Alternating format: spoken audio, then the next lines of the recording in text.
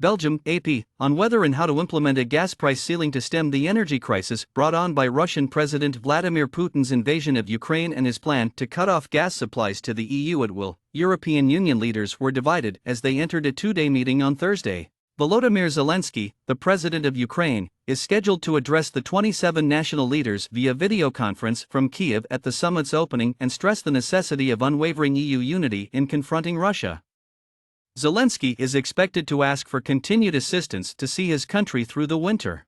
Even such ruthless strategies won't enable Russia to win the war.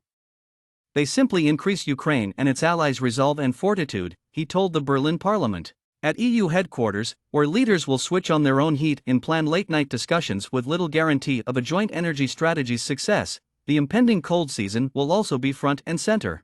And where Angela Merkel, the 16-year German chancellor, was frequently the reassuring voice mediating a deal, Scholz, her replacement, is now at the center of a rift in the Union. While many EU countries are prepared to support a plan to cap natural gas prices in order to keep it cheap for its 450 million residents, Germany and the Netherlands have raised serious concerns about that, claiming it would be cumbersome and may ensure that supplies simply circumvent the bloc. A politically determined price cap always includes the risk that producers subsequently sell their gas elsewhere and we Europeans ultimately don't get more gas, but less, Scholz told Germany's parliament.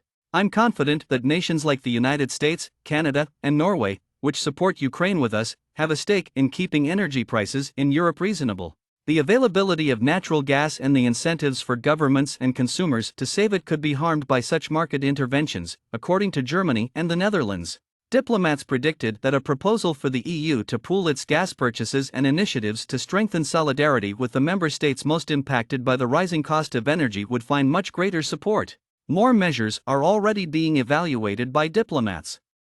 Viktor Orban, the Prime Minister of Hungary, is thought to be friendly with the Kremlin, which makes life more difficult. Even if the previous EU sanctions against Russia were unanimously adopted, it is becoming harder to keep Orban on board by approving exemptions. The failing Brussels sanctions have already become a heavy weight. In a political challenge to his colleagues, Orban wrote on Wednesday, "We shall advocate the reassessment of the war sanctions policy."